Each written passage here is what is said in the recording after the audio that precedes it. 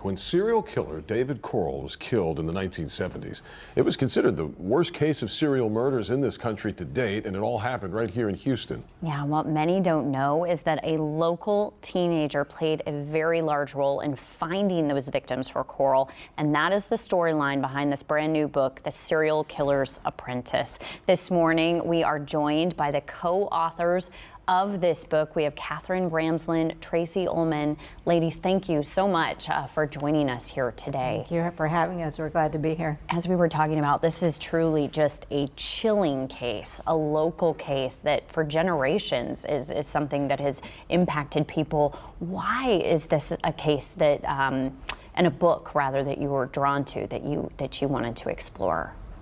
Well, I was drawn to it for my criminology, forensic psychology background. I deal with single people cases. I'm not a trend analyst. And I wanted to talk with Wayne Henley about his experience of being groomed and leveraged by an adult predator who was a serial killer. And we really have not studied that in any kind of depth. And he was able to articulate his experience and help us to see what we can look for today in predators who are looking for partners, not victims, partners. Yeah, among a partner in teenagers. crime. Right. Yes. Tracy, Grooming. can you catch folks up on sort of the backstory here? We've got the Corll and Henley, two names that we want to sort of set the scene for folks as we have this conversation. You bet. And so August 8th, 1973, you have a call come into HPD, and it's from a young man named Elmer Wayne Henley. He's just shot and killed a man by the name of Dean Corll. Elmer Wayne Henley's 17, Dean Corll's 33. Then we start to uncover this is not simply a shooting. By the way, that phone call made on the telephone of a KPRC reporter at the time, just to throw that out there. Go on. Yes, Jack Cato. Actually, so what happened was Jack Cato recorded him later as he was going to the boatyard to show police where victims were buried. He really didn't know how many victims were going to be there. He just knew that he had lived the last 3 years of his life. So he met Dean Corll when he was 14. The last 3 years of his life killing at the behest of this man after he had been groomed, threatened. And he even tried to go to adults in his life to say, this is what's going on. And they said, we think you have mental health problems. We don't believe what you're saying. Wow.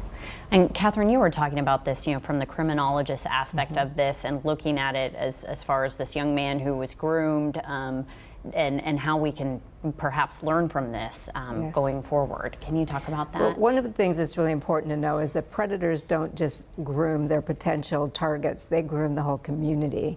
Everyone liked Corll. Everyone thought of him as this kind of guy who liked to hang out with young boys, and because like a Boy Scout leader or a youth pastor or something like that. They all trusted him. He was a genial type. He used that facade to make sure nobody suspected him in doing what he was doing. So a number of young boys disappeared from the same community without anybody suspecting him. Interesting. What can we learn from that? I mean, is there a lesson, let's say, I mean, we're parents of young children, is there stuff we can tell them, obviously without getting too much into the details of it, that maybe will save someone in the future? And this is the last chapter, so you can kind of address that. Without giving too much away in the book either, right? Yes. But, yeah. Well, the last chapter is all about tips for parents, teachers, and counselors who are dealing with kids who might be in this position where they've been leveraged, where they've been drawn in, and now they feel like they can't tell anybody and they're scared.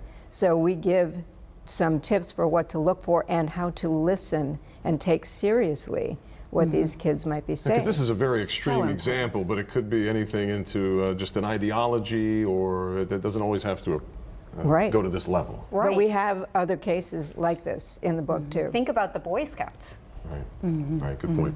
And you bring up, we're talking about Elmer, the focal point of the book here. He's still alive, correct? And, and you've talked to him obviously throughout the year, but talk to us about that, those discussions. Yeah, when I contacted him, I wasn't sure he wanted to talk about it, but I thought he had some very valuable information for us. So he wanted to, because he wanted to not just be remembered for those terrible years when he was a teenager, but he wanted to try to help in some way. So his message is very much part of this book in terms of what happened to him, what the experience was like, how he wasn't taken seriously, how he didn't know what to do, because he's 15, 16 years old, and then what kinds of things he has. He feeds into the tips that we give.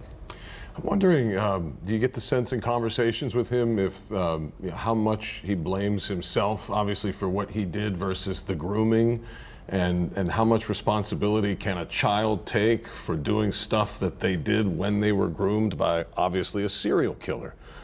Any sense of what he thinks about that? I talk about that at length in terms of how they're brought in, how their personalities are transformed while under the influence of the predator. So yes, initially he took full responsibility. He has now come to understand the teenage brain research that we have, how vulnerable they are, impulsive, not really thinking clearly into the future. He's come to understand that maybe those factors were at play for him and isn't beating himself up as much. But he certainly feels responsible, and he does not want to mitigate that in any way. I don't like to do too many hypotheticals, but if I could ask, if this case were to present itself today, do you think that the 15 or 16-year-old child would be protected differently, treated differently, perhaps able to prove that I'm 15 and not crazy, as you're telling me? How do you think this case would be handled today?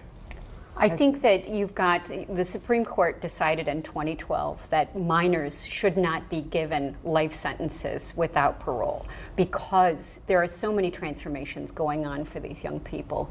And what you really want to do is understand what their role was and set them on a course of correction. I believe that Elmer Wayne Henley would have been treated more as a prosecution witness as opposed to somebody who received 582 years in prison and was really treated at the time as public enemy number one, someone to be scandalized in papers worldwide. He didn't have a chance. Yeah.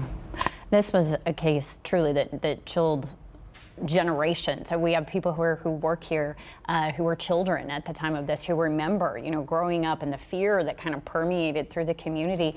You are both experts, and as you're researching this, what part of it, when you look at it, was there any part of it that was just difficult for you or shocking? And I mean, this is a horrific case to have to work on this day in and day out. Everything was difficult. I'll just say this one part, but everything was difficult. I'm the mother of 3 children. My children were teenagers at the time when I started on this journey, so it made it more imperative for me. When I found out that there were 11 victims of Dean Corll who appeared in pornography, not just once, not just twice, but around the country, you start to see there was a larger sex trafficking ring attached to this. And we talk about a man by the name of John David Norman, who is arrested 4 days later in Dallas. Now, while they're interviewing Elmer Wayne Henley and another young man named David Brooks, they talk about a syndicate in Dallas that they're supposed to be sent to. So when you think about this man, John David Norman, we then connect him to John Wayne Gacy in Chicago, which is where he flees after he's arrested and bonds out. All these years later, still unraveling this incredible story. Where can folks get the book? Is it an audio book? Where can they find it? Well, you can get it wherever books are sold. There's a lot of signed copies at Murder by the Book.